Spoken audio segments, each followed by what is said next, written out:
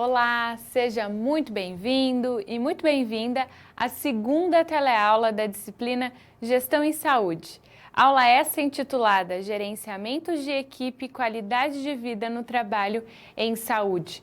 E já com esse título você consegue compreender que as duas principais temáticas que vão nortear o nosso encontro é o gerenciamento da equipe de enfermagem, mais propriamente dito, o que a gente utiliza enquanto de termos é gestão dos recursos humanos, gestão de pessoas e qualidade de vida no trabalho. Esses são os nossos dois temas principais. São eles que vão nos nortear para o desenvolvimento de vários conteúdos que estão previstos ao longo desse encontro. Esse conteúdo você vai poder encontrar na unidade 2 do livro didático e a maneira como ela está sistematizada leva em consideração a ordem das sessões dessa unidade. E para contextualizar, eu quero que você entenda que para falar de gestão da equipe de enfermagem e para que a gente consiga colocar em prática os aspectos teóricos advindos dessa temática, é importante falarmos sobre liderança, administração em saúde, termo esse que nós demos um enfoque maior lá na nossa primeira aula, que foi a aula anterior, e nós falamos sobre a gestão em saúde, considerando as interferências, ou melhor, as influências que nós tivemos da área da administração e as suas teorias. Para isso, então, vai ser necessário, quando se falar de liderança, posteriormente, falarmos sobre gestão de conflitos esses que são inerentes do processo de gerenciamento dos recursos de pessoas. Então, quando se trata de equipe, nós precisamos aprender a gerenciar os conflitos advindos dessa interação entre as pessoas. E nós vamos finalizar com a última temática prevista, que é a qualidade de vida no trabalho. Assunto que tem ganhado cada vez mais destaque, e eu quero te dizer que esse assunto, qualidade de vida no trabalho, será abordado por meio de duas perspectivas, a perspectiva do trabalhador e a perspectiva da instituição, levando em consideração que são dois olhares diferentes para o mesmo assunto. E a gente vai entender o que é para o trabalhador ter qualidade de vida no trabalho e o que significa para a empresa promover qualidade de vida no trabalho dentro da sua empresa. Então, são duas perspectivas diferentes e que merece uma consideração e um enfoque a partir desses dois ângulos. Para isso, então, para tornar dinâmico e para que a gente possa, então, interagir mais, eu proponho que na metade do nosso encontro a gente participe do game, do Kahoot. Por isso, eu já quero que você se adiante, anote o número do Game PIN, justamente para que no momento certo você já tenha o seu lugar garantido e possa participar. Então, anote aí. O número do Game PIN é 4877-287. Guarde esse número, copie. Não consegue copiar agora? Tire uma foto e garanta já o seu lugar. Para que a gente também não perca muito tempo até vocês entrarem e possa dar continuidade o quanto antes ao game e posteriormente dar continuidade ao conteúdo previsto a ser desenvolvido ao longo desse encontro. Então, você já sabe que os dois principais temas são esses: gestão de pessoas e qualidade de vida no trabalho, QVT, que a gente costuma dizer. Então, vamos embora, vamos tratar do primeiro conceito.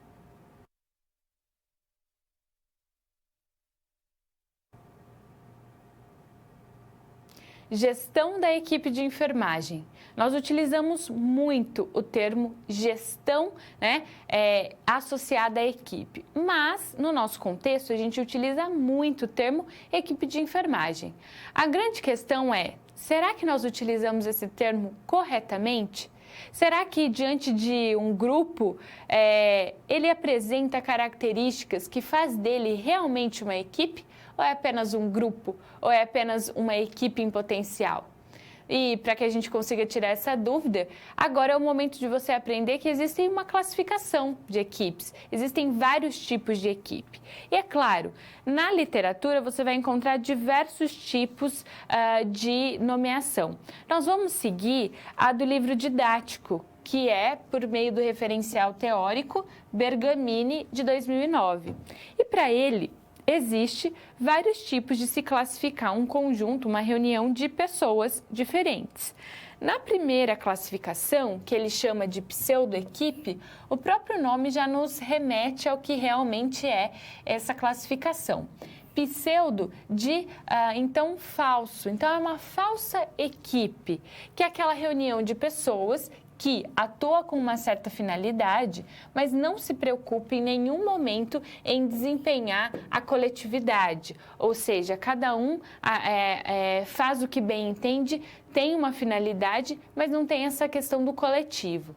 Assim como no grupo de trabalho, as pessoas até partilham as informações, só que as responsabilidades e os objetivos são muito individualizados.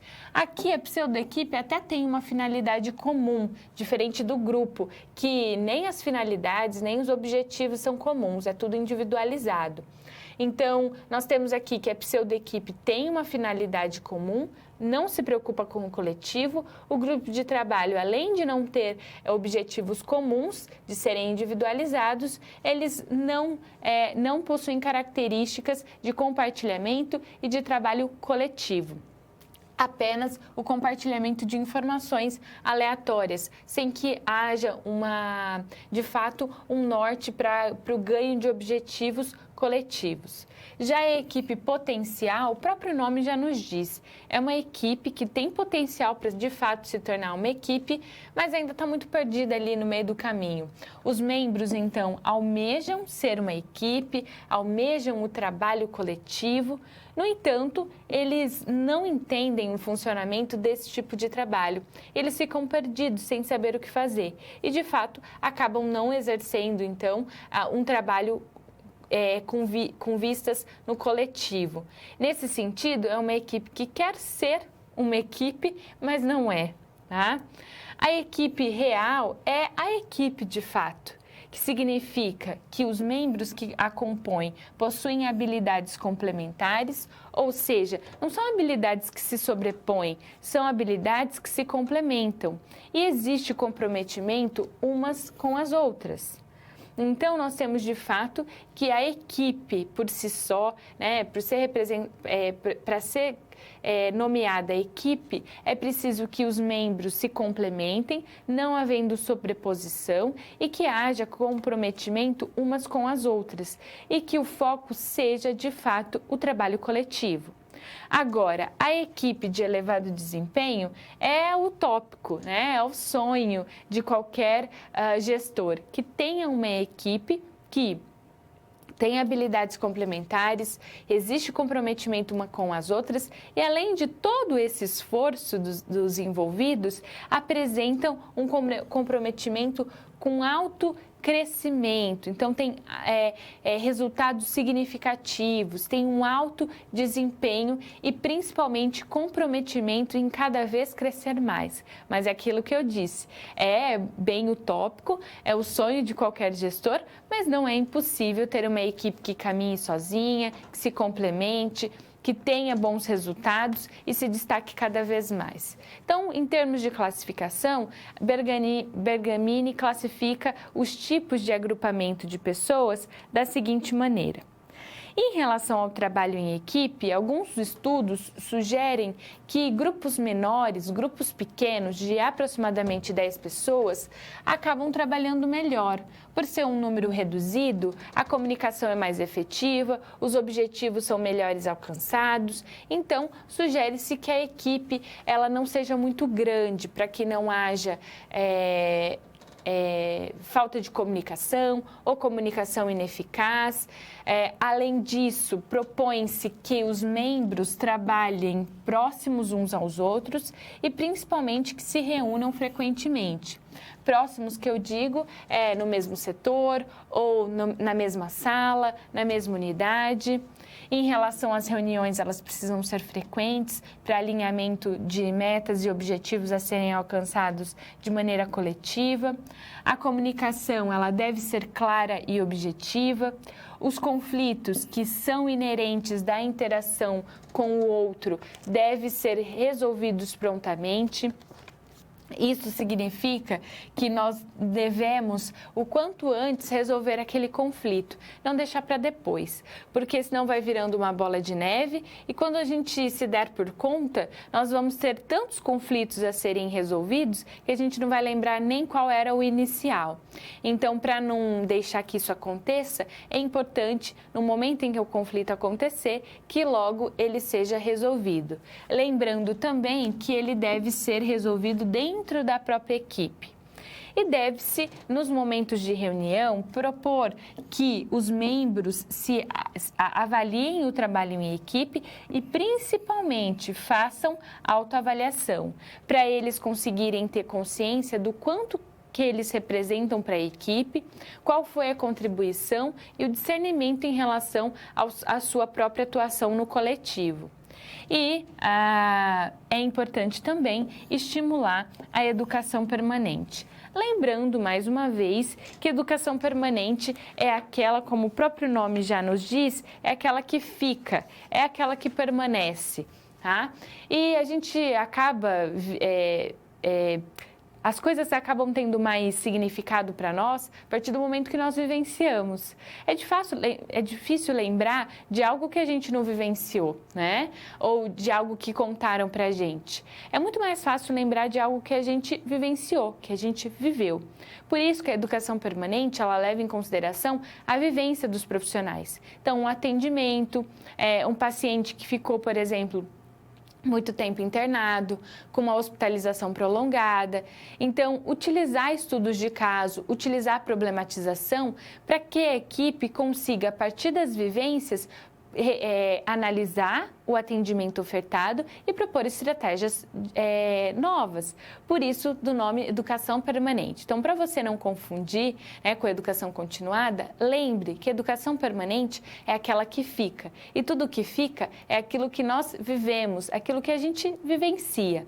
Então, por isso, do nome Educação Permanente. É um trocadilho para a gente conseguir, para que você consiga guardar essa informação e não esqueça mais. Enquanto que a educação continuada, a gente sempre vai ter que fazer ao longo da nossa vida. A gente vai ter que procurar curso, especialização, se quiser fazer mestrado, doutorado, todos esses cursos profissionalizantes, mais formais, eles têm característica de educação continuada. E por isso do nome, a gente nunca pode parar. Educação não para. E por isso que a educação continuada, essa profissionalização, esses cursos mais focados em uma determinada área, é tida como educação continuada. Por isso que para o trabalho em equipe, a vivência é muito importante. E colocar em prática espaços de educação permanente é fundamental para o processo de equipe, principalmente na assistência em saúde. E falando em assistência em saúde, é que nós precisamos falar da equipe de enfermagem e o que a resolução do exercício profissional traz em relação a isso. E falando nele, falando nela, essa lei do exercício profissional, ela traz que atualmente a equipe de enfermagem ela é composta por categorias profissionais, dentre eles o profissional enfermeiro, técnico e auxiliar de enfermagem. Então, nós temos dentro da nossa profissão, nós temos várias categorias, nós temos uma representatividade muito grande dentro das instituições, então a equipe de enfermagem representa o maior quantitativo do quadro de pessoas das instituições de saúde. Se comparado às outras profissões, a nossa representatividade é muito maior. Nós trabalhamos durante 24 horas, nos 7 dias da semana, quando instituições de processo de internação, hospitais, justamente para assegurar a continuidade do cuidado em enfermagem.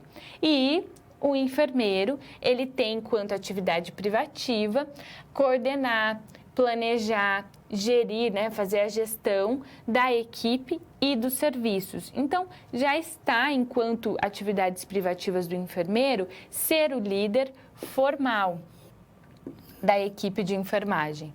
E não pense você que o enfermeiro, ele tende a ser apenas o líder formal da equipe de enfermagem, mas sim também da equipe multiprofissional.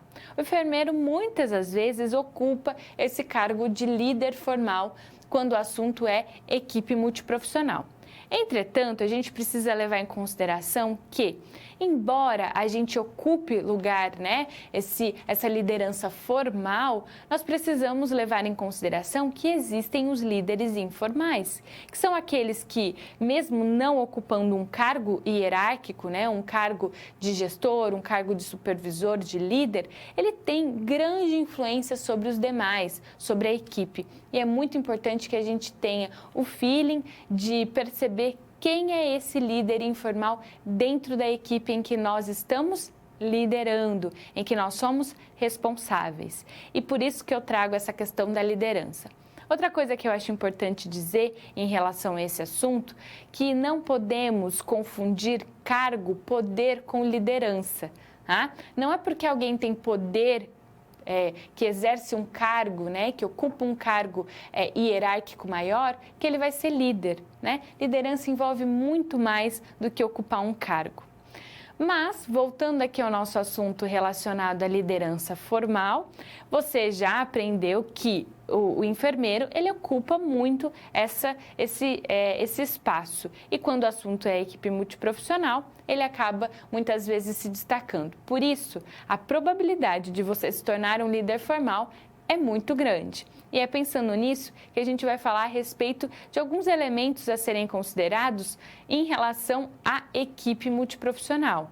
E em relação a algumas estratégias, é importante considerar que na equipe multiprofissional, ela é composta por vários profissionais diferentes. Por isso, é muito importante alternar a liderança entre os membros. E os estudos sugerem que essa alternância de liderança seja feita, considerando essa uma prática saudável e estimulante, justamente porque contribui para o desenvolvimento dos membros da equipe. É muito fácil criticar o outro quando nós não estamos vivenciando o que ele está. Nesse sentido, quando você tem a alternância da liderança, as pessoas logo sabem que, ora, é o outro que é líder, ora, serei eu. Então, eu em algum momento vou liderar essa equipe. Então, as críticas elas ficam muito mais amenas e os resultados eles começam a aparecer de maneira mais satisfatória. Ainda em relação à equipe multiprofissional, é sempre importante pensar na flexibilização da divisão do trabalho, justamente para que não haja sobrecarga de trabalho em um determinado profissional, que haja uma divisão realmente de trabalho para que não tenha essa sobrecarga e que uns façam mais do que outros. Tá? Em relação à questão de poder, a gente precisa sempre ficar de olho nas possíveis desigualdades que acabam aparecendo por conta de algumas categorias profissionais que, de certa forma, têm uma tendência a se sobressair.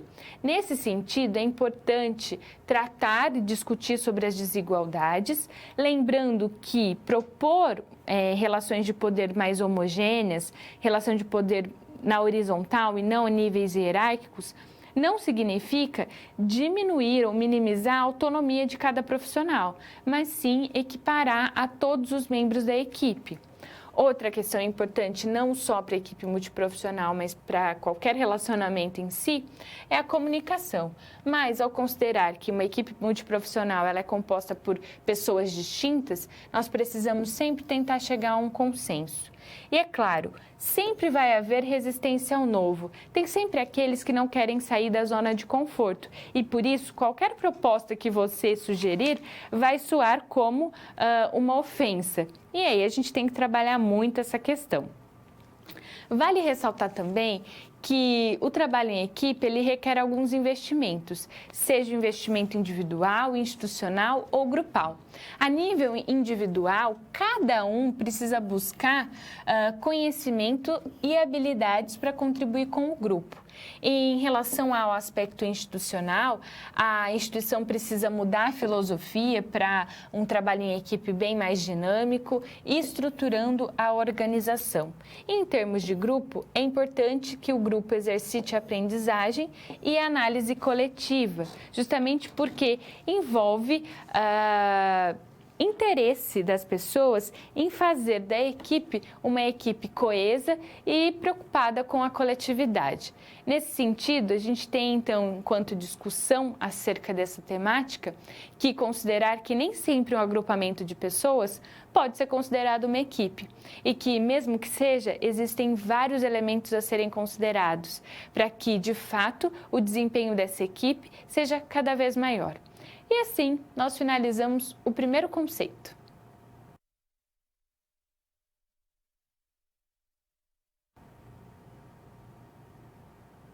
Vamos resolver uma situação-problema a respeito da temática gestão de enfermagem, então, da gestão da equipe de enfermagem. Então, eu quero que você me acompanhe nessa situação-problema do nosso livro didático. Nós temos, então, a situação vivenciada por Adélia, que participa da reunião com os enfermeiros, técnicos e auxiliares de cada setor. E ela tem observado que muitos têm reclamado, têm feito reclamações recorrentes sobre a atuação dos líderes e das equipes, pontuando que não trabalham como deveriam, não havendo confiança entre os membros, nem cooperação entre eles. E as equipes, nem com as equipes no desenvolvimento das atividades assistenciais.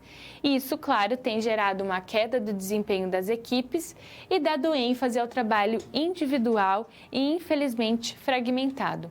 Com isso, nos resta pensar como fazer com que pessoas tão diferentes trabalhem em equipe. Na verdade, isso é um grande desafio.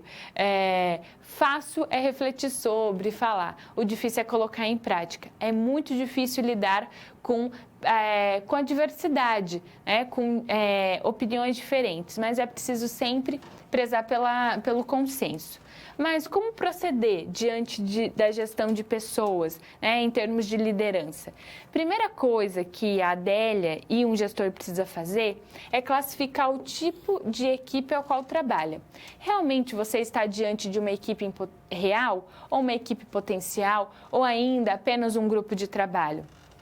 Fazendo esse diagnóstico é que você vai conseguir propor estratégias de comunicação essa que deve ser efetiva, clara, objetiva, estimular a educação permanente, propor a avaliação e autoavaliação dos membros para que eles consigam refletir a respeito do quão eles conseguem contribuir para a equipe, realizar reuniões periódicas para alinhamento dos objetivos comuns e a equipe também deve desfrutar de momentos de descontração e ou de lazer entre eles, mesmo porque ninguém aguenta tanta reunião.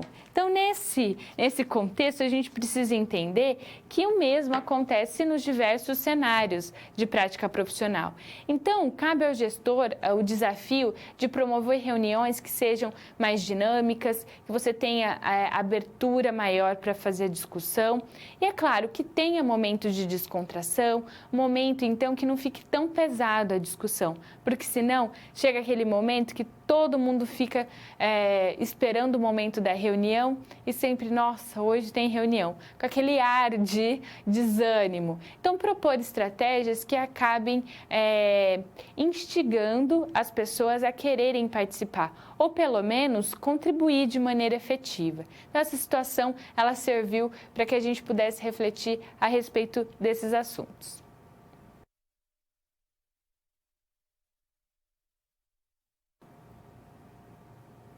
Liderança. Quando o assunto é gestão de recursos humanos, gestão de pessoas, a liderança é um assunto subsequente, logo ela aparece. Nesse sentido, a liderança ela precisa ser entendida enquanto um aspecto a ser considerado naquele que ocupa um cargo de gestor, de líder. E para que a gente possa conceituar o líder, é preciso que você entenda que é sempre aquele que consegue conduzir e motivar as pessoas à sua volta. Motivação essa que deve ser de maneira livre e espontânea.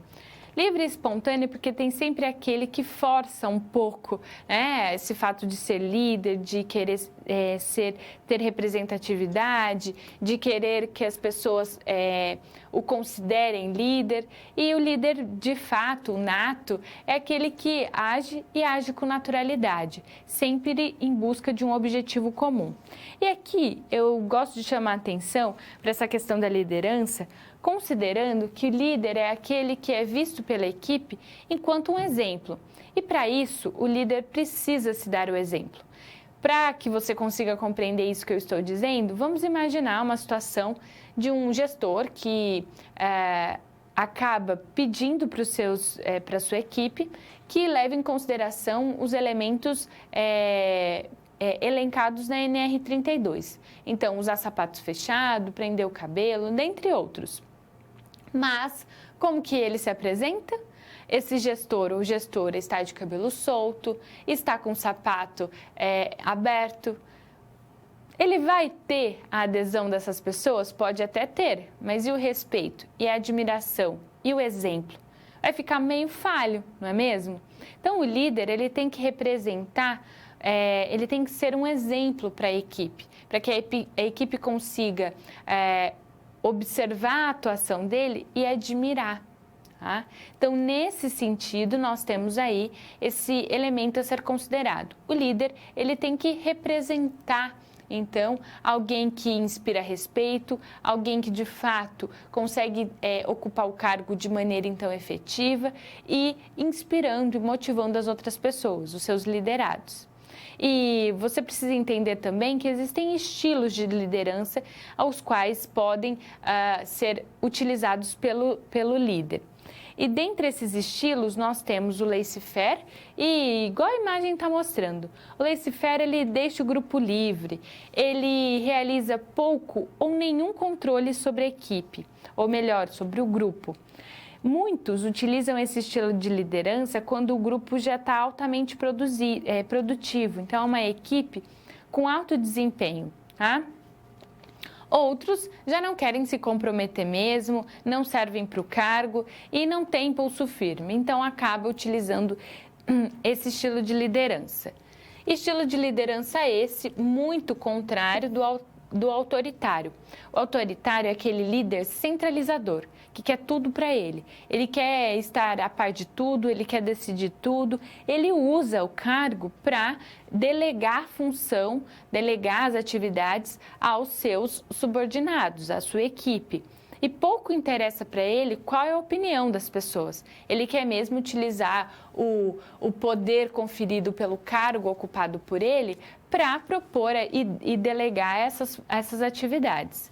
O democrata, ou melhor, o democrático, é o estilo de liderança que leva em consideração que cada membro da equipe é muito importante para a tomada de decisão. Então, é sempre importante escutar as pessoas e, a partir da escuta ativa, promover estratégias. Mas, a partir desses estilos, foi-se pensado que nem sempre as pessoas acabam assumindo um único estilo de liderança. Claro que tem sempre um estilo que predomina mais, mas por isso que foi pensado na liderança situacional, que acredita-se que o líder, ele transita de acordo com as situações. Porque, ora, você precisa ser laissez-faire. A equipe já está tendo bom desempenho. Para que ficar forçando, né? Para que ficar exigindo tanto da equipe se ela está caminhando bem? Ora, você precisa utilizar realmente a autoridade. Por quê? Porque a equipe, ela está muito bagunçada, as pessoas não estão se acertando, existe muito conflito, então você vai precisar ser autoritário. Em outros momentos, vai necessitar que você utilize aspectos mais democráticos, que você tenha uma escuta mais ativa. Então, a liderança situacional nada mais é do que permear esses outros estilos de liderança de acordo com o que a situação exigir no momento. E, levando em consideração o nosso contexto, o enfermeiro que ocupa essa liderança formal precisa sempre tentar utilizar uma posição flexiva, ou melhor, flexível, reflexiva e crítica, justamente para poder analisar cada situação como única e inédita antes de agir. Mesmo porque muitos dos resultados que a organização, a equipe ou que os clientes desejam podem não estar de acordo com o que nós, enquanto enfermeiros, desejamos. Então, nós precisamos ter um equilíbrio, ter a cabeça bastante, assim, fria mesmo para analisar situações como únicas e entender quais são as estratégias que podem ser utilizadas em prol do bem e da qualidade da assistência em saúde. E eu acho importante também mencionar que tornar-se líder com todas as características mencionadas anteriormente, que é ser inspirador, correto e justo, demanda tempo e também interesse daquele que exerce a função de líder, além, é claro, de oportunidade e de habilidades interpessoais. Portanto, tornar-se líder, ser líder, trata-se de um processo contínuo de aprendizagem. Basta a gente querer e basta a gente buscar ser o melhor líder possível. Nesse sentido, a gente precisa entender que algumas pessoas possuem habilidades interpessoais que favorecem mais esse estilo de liderança. Tem pessoas que a gente percebe que é meio que nato, está intrínseco na pessoa. Outras têm dificuldades maiores. Isso não significa que a outra pessoa que tem maior dificuldade não vai conseguir ser, mas tem que demandar interesse, oportunidade, tem que conseguir desenvolver essas habilidades, porque sim, existem pessoas que possuem características que fazem com que essa pessoa tenha uma propensão maior a desempenhar essa liderança com uma maior efetividade se comparada a outra que não tem tantas habilidades. Mas ninguém nasce líder pronto, né? Essa é uma construção contínua e que leva em consideração vários elementos para que se tenha êxito nesse exercício.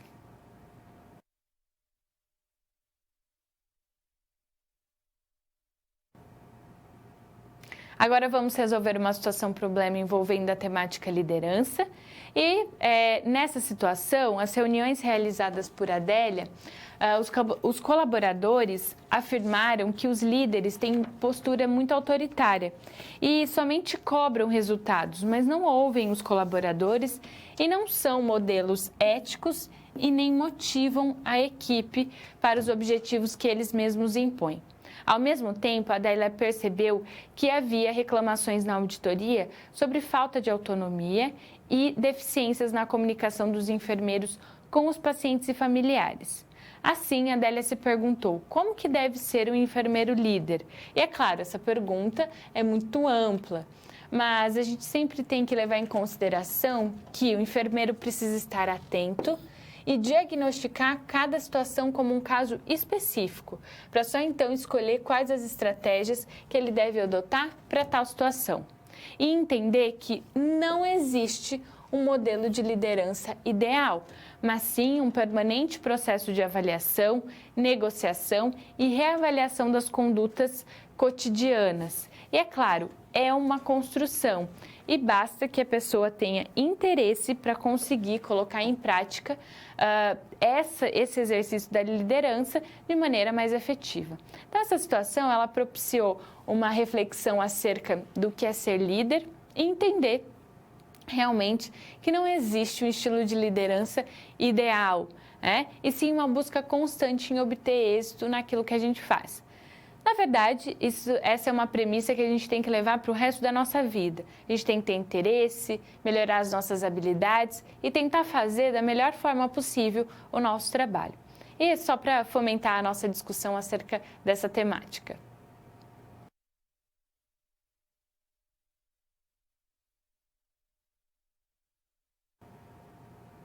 E agora vamos para o nosso momento de interação, momento que nós vamos participar do game. Deixa eu só conferir para ver se você já consta ali na lista. E é claro, vou deixar um tempinho para que as outras pessoas consigam adquirir o lugar e participar do game. Com isso, vou esperar então um tempinho para que vocês consigam entrar e na sequência eu dou continuidade, a gente realiza o game e eu então prossigo com o conteúdo.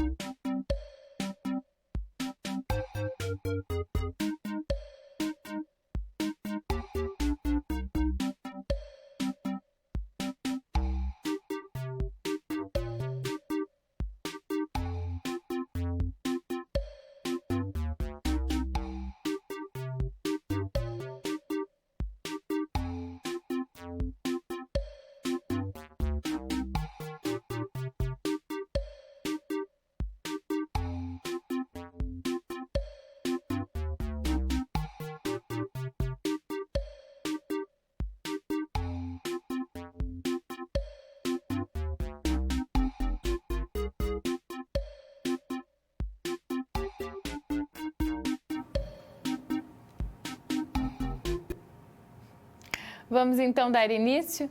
Vi que já entraram algumas pessoas, temos agora 35 participantes, então eu vou dar continuidade. Então preparem-se, eu vou iniciar o nosso game.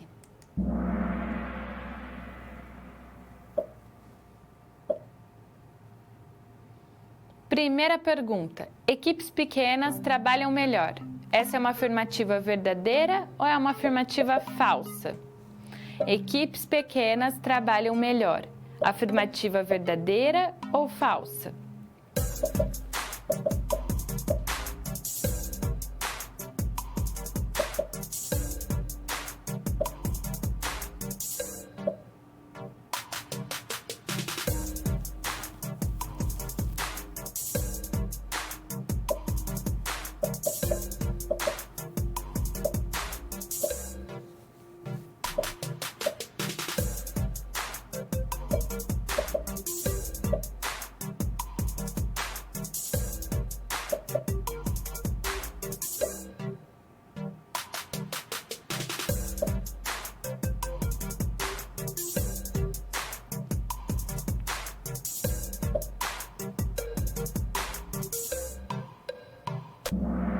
Tempo finalizado, então é uma afirmativa verdadeira. Estudos sugerem que equipes pequenas trabalham melhor, têm bons resultados, né? Têm melhores resultados se comparado a equipes maiores e então possuem uma comunicação mais efetiva, alinhamento dos planejamentos e dos objetivos e por isso têm um melhor desempenho.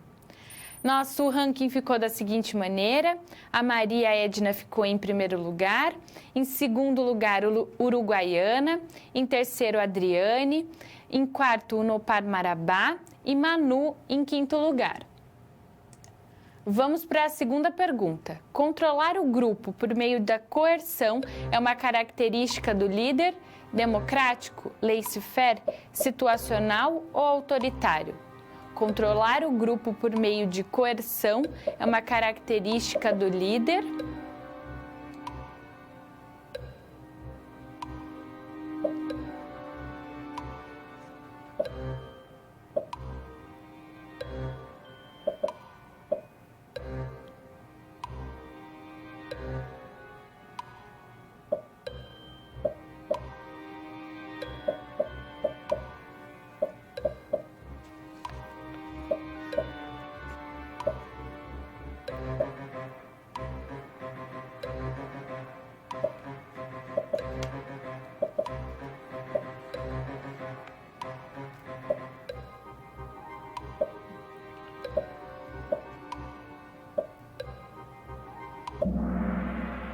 25 pessoas acertaram, então controlar o grupo por meio de coerção, ou seja, repreender as pessoas, é usar o poder, é usar a força conferida pelo cargo para fazer com que as pessoas façam aquilo que o líder quer. Então, coerção é você utilizar da força, é você repreender, é você ser autoritário.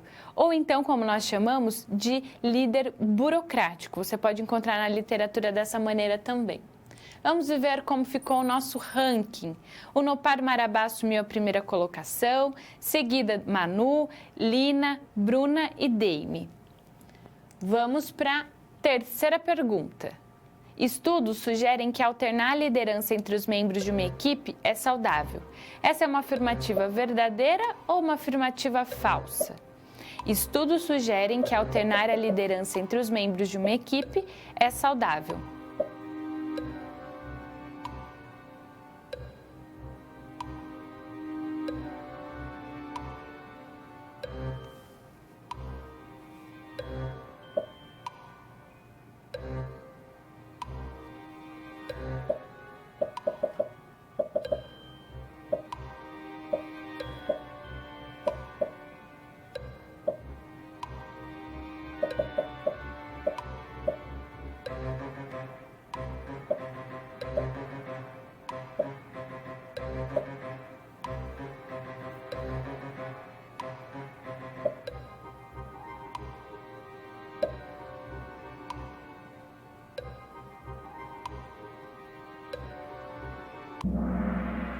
A maioria acertou, então os estudos realmente sugerem que alternar a liderança entre os membros de uma equipe seja saudável, principalmente quando o assunto é equipe multiprofissional. Vamos ver o ranking? A Unopar Marabá continua em primeiro lugar, em segundo lugar Manu, terceiro Lina, Bruna e Deime. Vamos para a quarta e última pergunta. Partilham informações, porém as responsabilidades e os objetivos são individualizados. Essa é uma afirmativa, que define equipe potencial, equipe real ou grupo de trabalho. Partilham informações, porém as responsabilidades e os objetivos são individualizados.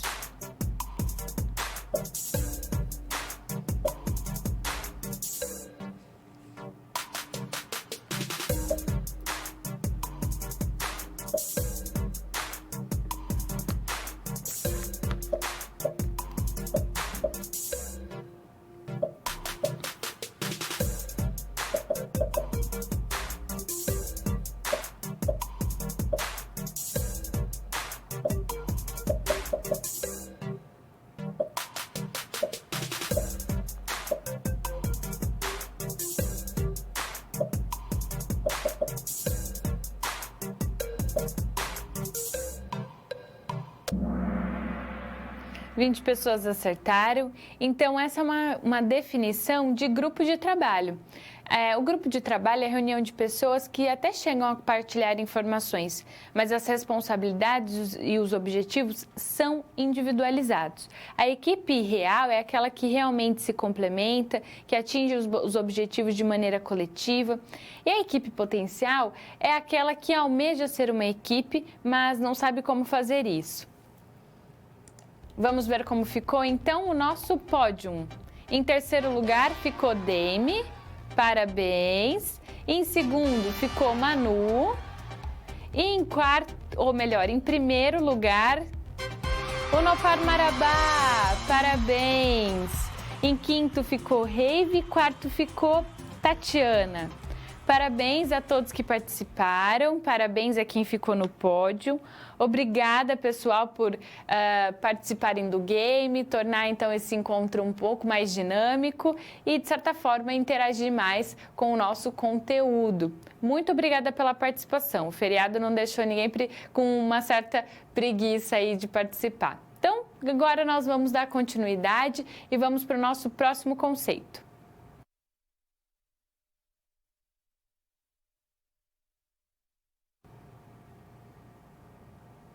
Gestão de conflitos. Esse é um tema bastante complexo. Haja visto que quando o assunto é equipe, a gente logo pensa em conflito. considerando que reunião de pessoas diferentes, com opiniões diferentes, acaba, de certa forma, surgindo algum conflito ou outro. E por isso, cabe ao líder e à equipe saber gerenciar esse conflito. Mas antes de tratar de todas essas estratégias, vamos primeiro conceituar a palavra conflito. Na verdade, vamos entendê-lo. Então, conflito nada mais é do que uma interferência, seja ela ativa ou passiva. Ativa quando você tem intenção realmente de causar um conflito, e passiva quando você tem, então, a pessoa não tem intenção, mas de certa forma coloca em prática o conflito, seja por uma pessoa ou grupo. E o conflito nada mais é do que a imposição de um bloqueio sobre a tentativa da outra parte de alcançar os seus objetivos. Então, é uma barreira, uma maneira aí de uma disputa, que faz com que as pessoas não consigam chegar a um consenso e a um resultado comum, né? Uma decisão comum. E por isso que é tão importante que a gente trabalhe com os tipos de conflito. E, de acordo com o Chiavenato, os conflitos eles podem ser classificados como percebido, que é aquele que é notável por ambas as partes. Então, ele, de certa forma, ele é percebido, pode ser por uma parte ou ambas, mas ele ainda está muito indefinido, tá? Agora, o tipo de conflito que é experienciado, o próprio nome já nos diz, é um conflito que ele é sentido, ele é experimentado por meio de sentimentos negativos e acontece de maneira ainda muito velada, muito, escondida, por assim dizer. Você consegue perceber o conflito, sente, você vivencia ele, experiencia, entretanto é uma experiência negativa em relação ao conflito, mas ainda não tem nenhuma manifestação. Diferente do conflito que é manifestado, que é aquele que ocorre de maneira clara, visível e ocorre ao menos uma das partes que se manifesta. A característica desse tipo de conflito que é o manifestado é, além das pessoas, né, de ser clara e visível a presença do conflito entre os envolvidos, esse tipo de conflito ele é percebido por terceiros, ou seja, ele é percebido pelas pessoas que nos circundam, que estão próximos a gente. Então, realmente já é um conflito manifestado, é um conflito, então, na verdade, claro, sem nenhuma inconsistência, vamos assim dizer, as pessoas realmente identificam que ali existe um conflito. E essa identificação é feita não só pelas pessoas envolvidas, mas as pessoas que estão próximas ao conflito em si. E quais são as situações conflitantes na enfermagem? Infelizmente, são algumas. Então, nós temos possíveis conflitos dentro do nosso próprio turno de trabalho, então, na hora de realizar a escala diária, porque a nossa demanda, hora de um jeito, hora de outra. Pense numa UTI. Às vezes a UTI, tem vezes que a UTI está cheia de paciente que tem uma complexidade muito grande. Ora, está mais calmo, os pacientes estão mais estáveis hemodinamicamente. Então, você acaba dividindo, classificando a demanda para o número de funcionários da equipe de enfermagem. Mas tem sempre aquele que acha que você priorizou o outro e não a ele.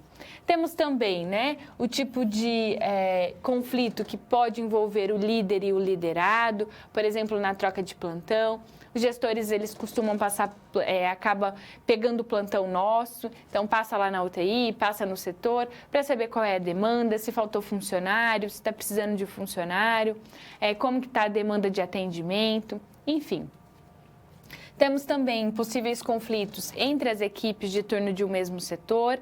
Então, a equipe da manhã, da tarde e da noite. Haja visto que a gente passa plantão uma equipe para outra. E nem sempre o nosso turno consegue ser tão resolutivo assim. Às vezes, a gente tem intercorrência no nosso turno e a gente precisa passar algumas coisas para serem feitas no turno seguinte, né? E isso pode gerar um certo conflito. e também, né, por estarmos em contato com diferentes equipes. Exemplo, né, enfermagem e a equipe da farmácia. E acaba que o enfermeiro, ele é referência para todas as outras profissões. Por quê? Porque a gente passa 24 horas dando continuidade na assistência de enfermagem ao paciente e a gente sabe absolutamente tudo o que se passa com o paciente. Nós sabemos a alimentação, banho, se teve melhora ou piora da condição hemodinâmica, o medicamento, horário do medicamento, enfim. Então, a gente interage com a recepção, com a portaria para ver a questão da quantidade de leitos, com a nutrição, com a psicologia, serviço social, com os médicos, fisioterapeutas, psicólogos, enfim, todo mundo. E nós somos referência para o cuidado.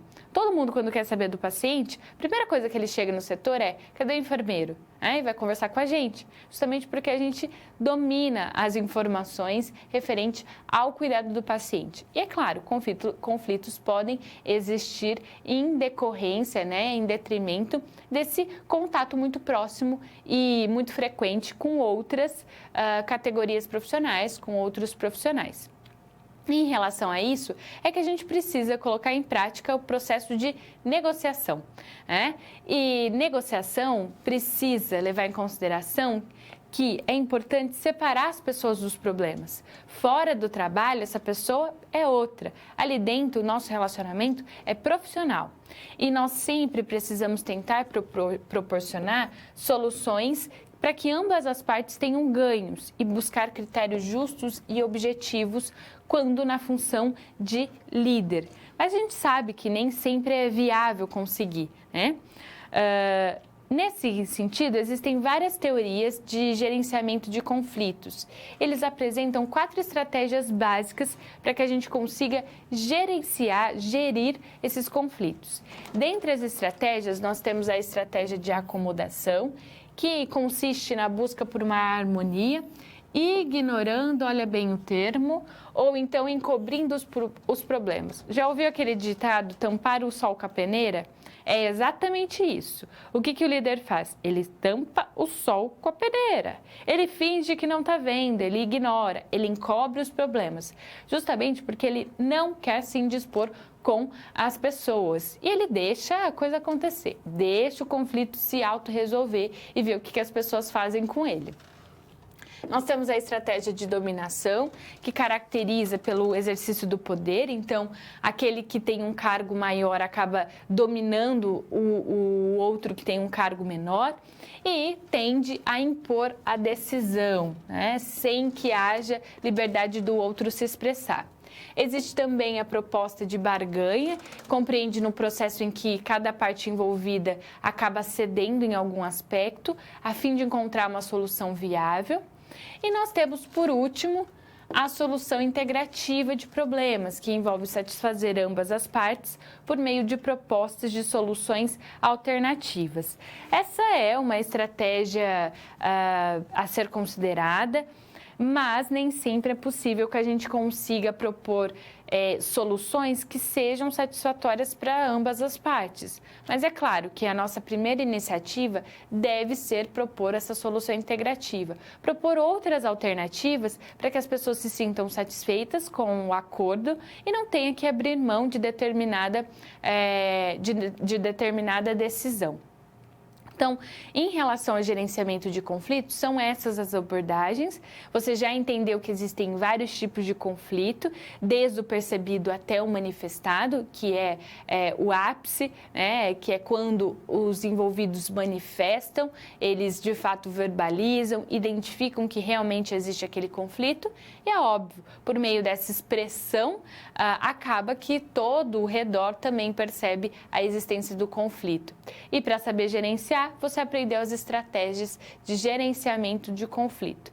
E assim finalizamos mais um conceito.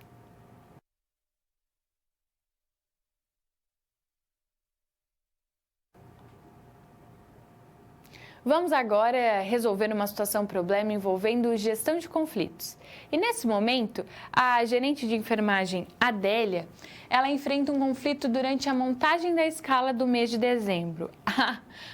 o tão famoso mês de dezembro. Nessa instituição, as enfermeiras Raquel, Tânia, Priscila e Renata são supervisoras do plantão noturno das unidades de enfermaria 1, 2, 3 e 4, respectivamente. Todas cumprem turnos de 12 horas de trabalho e têm direito a 2 folgas por mês. A Adélia se encontra em uma situação conflituosa ao precisar definir quem estaria de folga no Natal e no Ano Novo. Justamente porque tanto Raquel quanto Tânia e Renata querem estar de folga no Ano Novo e só a Priscila quer folga no Natal. Aí nós temos que ajudar a Adélia nesse impasse. E ela precisa escolher entre as estratégias de gerenciamento de conflito. Claro que, em primeiro momento, a Adélia vai ter que tentar a solução integrativa dos problemas. Então, tentar liberar banco de horas para elas, ver se tem hora sobrando, para ver se consegue folgar. Dá aí outras possibilidades para que elas fiquem felizes e, então, escolham quem vai ficar no plantão. Então, dá outras alternativas que possam favorecer e satisfazer as exigências dos envolvidos, né? Ou então, fazer com que elas barganhem, com que elas cedam. Alguém vai ter que ceder. Tá? Então, se ninguém aceitar essa solução de dar folga outro dia, liberar banco de horas, vai ter que fazer a barganha. Alguém vai ter que ceder. Né? Então, alguém vai ter que abrir mão do feriado do Ano Novo. Se nenhuma dessas estratégias der certo, aí então vamos para a dominação, que é quando a Adélia vai ter que, de fato, definir quem vai trabalhar e quem vai folgar no Ano Novo. E é claro, nessas decisões, tudo vai pesar. Vai pesar quem falta mais, quem é mais comprometida, quem apresenta melhores resultados, né? E é claro, a gente tem que tentar, de certa forma, ponderar essas situações.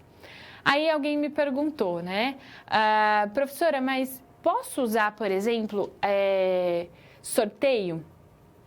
Pode, né? É um tipo de você decidir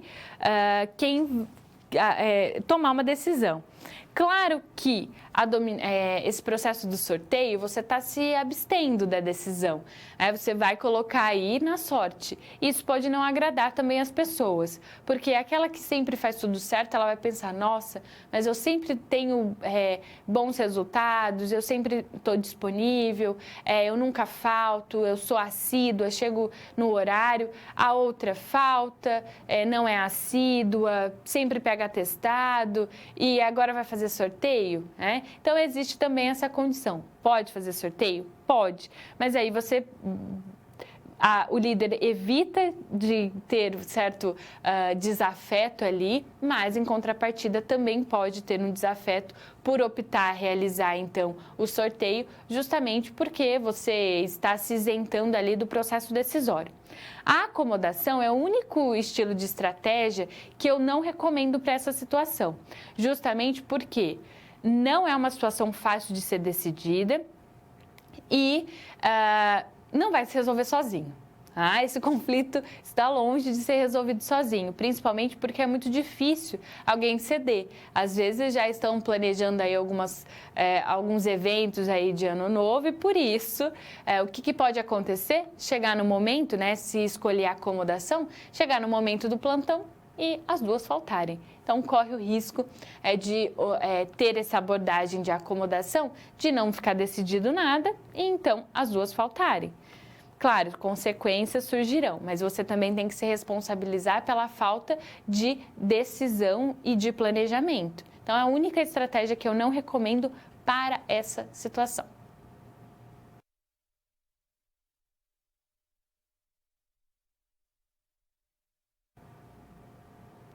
Qualidade de vida no trabalho. Esse é um termo que surgiu mais atualmente, justamente porque antes não se tinha muita preocupação em relação a esse termo, qualidade de vida no trabalho. Os trabalhadores apenas faziam o que era solicitado e o trabalhador ou ele tinha condições de trabalhar ou não, né? Não se tinha uma preocupação mais, assim, de qualidade mesmo de vida para com o trabalhador. o interesse das instituições era na produtividade e pouco importava a satisfação do trabalhador. E, nesse sentido, qualidade de vida só foi pensado a partir inicialmente de um único fator, o desgaste físico, desconsiderando o aspecto psicológico, o aspecto emocional desse trabalhador e o quanto ele está satisfeito com o trabalho exercido por ele. E foi só no século XX que emergiu estudos sobre comportamento humano, sobre satisfação no trabalho, motivação dos indivíduos no alcance de metas organizacionais e como esses fatores impactam a qualidade de vida no trabalho.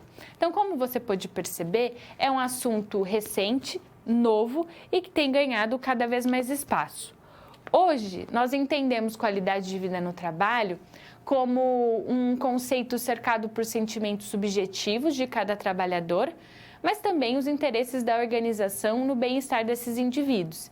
Então, qualidade de vida é entendida hoje a partir de duas premissas diferentes: a perspectiva do trabalhador e a perspectiva das organizações. Por quê? Porque as organizações entendem que, se promover qualidade de vida, eu vou aumentar a produtividade e vou conseguir maiores lucros para a minha empresa. Enquanto que o trabalhador, ele precisa sentir-se satisfeito, tá? E qualidade de vida significa, qualidade de vida no trabalho, para o trabalhador, significa ser bem remunerado, ter um bom relacionamento com a equipe e com o líder, né, com o supervisor, ter um bom relacionamento de liderança, ter condições de trabalho segura, ter um ambiente agradável para trabalhar. Então, são todos esses elementos a serem considerados na perspectiva do trabalhador. Marziali e Dantas, elas correlacionam qualidade de vida à compreensão do trabalho em três diferentes níveis. Para elas, o trabalho precisa ser compreendido a partir do contexto externo esse que não está na nossa autonomia e nem da instituição. Então, são fatores externos que podem contribuir e afetar o nosso processo de trabalho. Por exemplo, as normas, as políticas, as regulamentações da própria profissão, código de ética. Ou então, vou dar um exemplo vivenciado por nós atualmente, né? A pandemia. Covid-19 é um contexto externo que até então ninguém nunca tinha tido contato com esse tipo de micro-organismo e que impactou não só a nossa vida na área da saúde, como na diversas áreas, principalmente, por exemplo, a nossa na educação. Então, é um contexto externo e que acaba influenciando o processo de trabalho. Além desse nível, nós temos o contexto do trabalho em si, que significa as atividades exercidas por nós profissionais, ou seja, o nosso exercício profissional. Então, o cargo que você ocupa e as atividades atribuídas a ele. Além disso, existe também o contexto organizacional, que nada mais é do que a cultura organizacional, a estrutura física, o processo de relacionamento interpessoal dentro da instituição, a estrutura organizacional. Então, de acordo com essas duas autoras, esses são os elementos a serem considerados quando o assunto é qualidade de vida no trabalho. E é possível quantificar qualidade de vida no trabalho? Existem vários instrumentos que avaliam a qualidade de vida.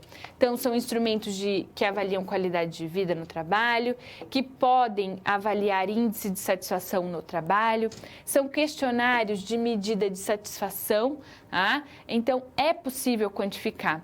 E aqui nós temos exemplo de duas ferramentas essas desenvolvidas pela OMS, Organização Mundial de Saúde, na tentativa de unificar vários instrumentos disponibilizados internacionalmente. Então, temos o RUCOL Brief, que são aí instrumentos que acabam avaliando a qualidade de vida no trabalho.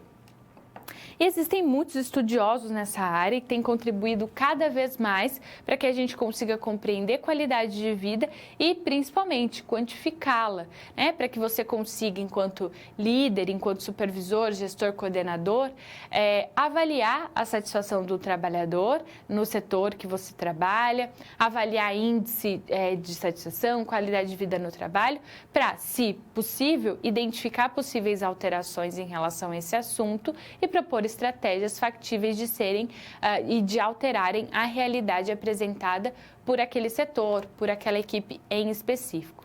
E assim, nós discutimos a respeito da qualidade de vida no trabalho.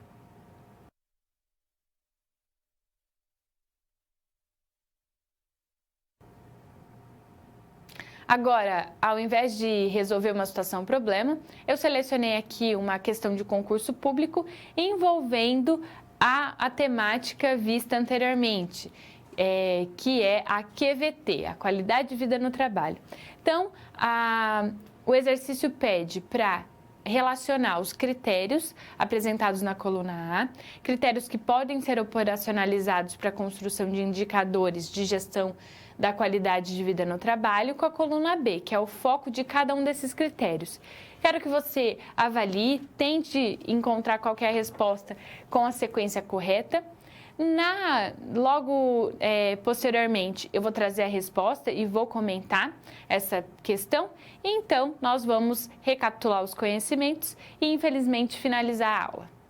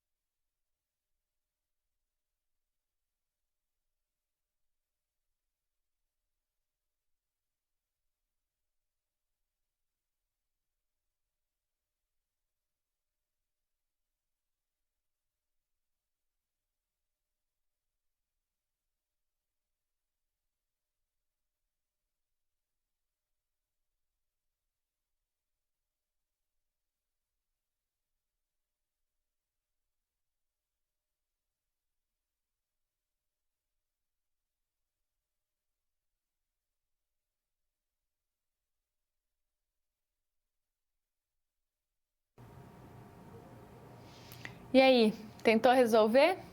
Vamos ver se você chegou à resposta correta em relação à sequência correta? Então vamos lá.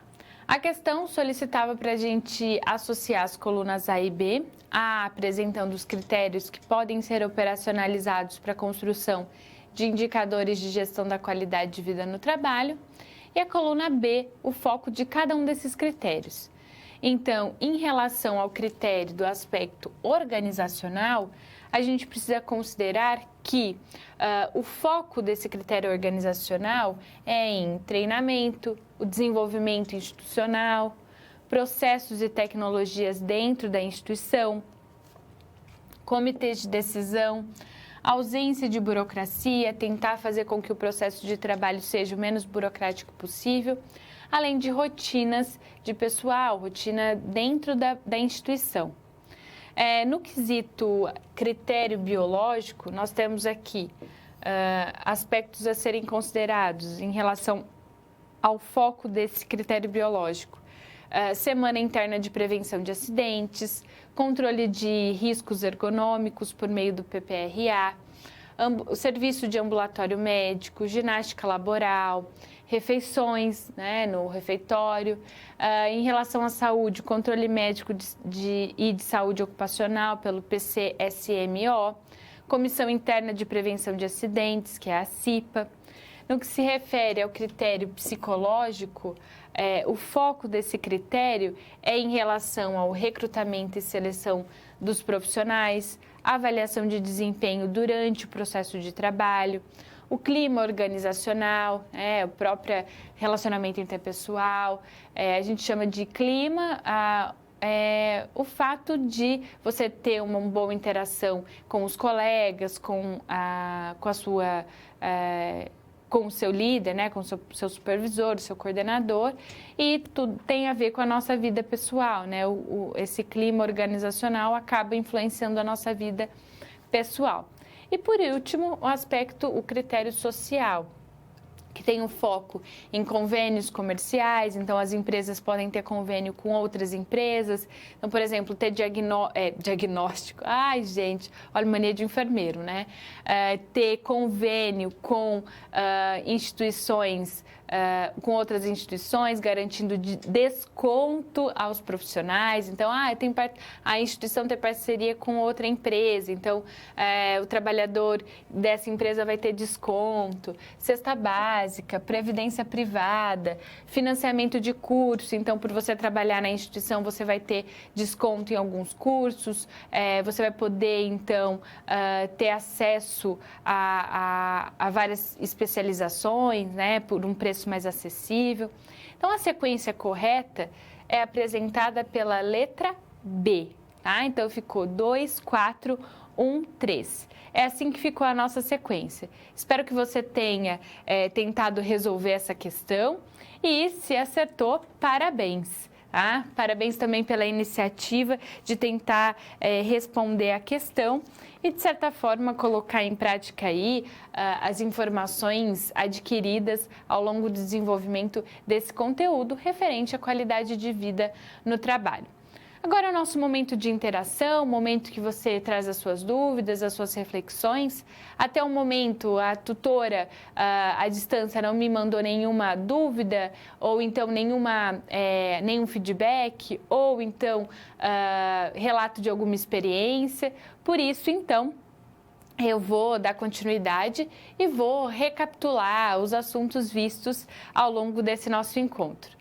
Então, em relação a isso, foi visto, então, os tipos de equipe. Você entendeu que o agrupamento de pessoas pode ser classificado de diversas formas. Então, nós temos grupo de trabalho, pseudo-equipe, equipe real, equipe potencial. Tá? Falamos também sobre liderança, estilos de liderança, e dei um enfoque especial no estilo de liderança situacional, que é aquele que perpassa todos os estilos de liderança, considerando as diversas situações que se podem apresentar diante de nós, e cada situação exige um estilo de liderança. Falamos também de conflito, conflito esse que acaba surgindo quando estamos diante de pessoas e ideias diferentes. e com isso você aprendeu que existem estratégias de gerenciamento de conflito, como barganha, acomodação, proposição de medidas alternativas para que as pessoas consigam, então, se sentir satisfeitas com a decisão tida, além de falar sobre qualidade de vida no trabalho, e foi esse o assunto que encerrou a nossa teleaula, foi o último assunto visto, qualidade de vida no trabalho. E você percebeu que esse termo ele foi ganhando cada vez mais espaço, ao ponto que foi entendido pela empresa que promover um ambiente saudável, em que o profissional se sinta satisfeito, ela consegue ter ganhos, ela consegue ter resultados positivos. Nesse sentido, nós temos então que as empresas têm tido um olhar um pouco mais, apurado em relação a esse assunto e considerado que é sim vantagem para as instituições construir ambientes saudáveis, favoráveis para a satisfação do profissional, justamente para obter melhores resultados. E para o profissional, ele entende que estar em um ambiente que o respeita, em um clima organizacional que favorece a sua satisfação, é muito bom para ele. E com isso, quais são os resultados, tanto para o profissional quanto para a instituição? Menor taxa de absenteísmo, com isso, você tem, então, relacionado a isso, a diminuição do adoecimento desses profissionais em decorrência do processo de trabalho. Então, você tem um trabalho mais fluido, não há sobrecarga de trabalho no setor em que esses profissionais trabalham. Enfim, existem ganhos de ambas as partes, tanto da instituição quanto do trabalhador. E é um assunto cada vez mais destacado quando o assunto é saúde ocupacional, saúde laboral e satisfação no processo de trabalho.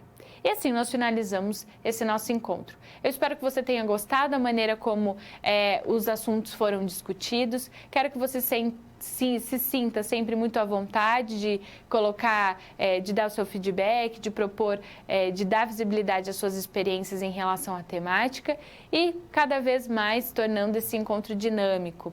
Vou sempre propor estratégias de game, então sempre participe. Com isso, eu agradeço a sua participação e te espero no próximo encontro. Por isso, eu quero que você fique com o meu abraço e eu te espero no próximo encontro. Até lá!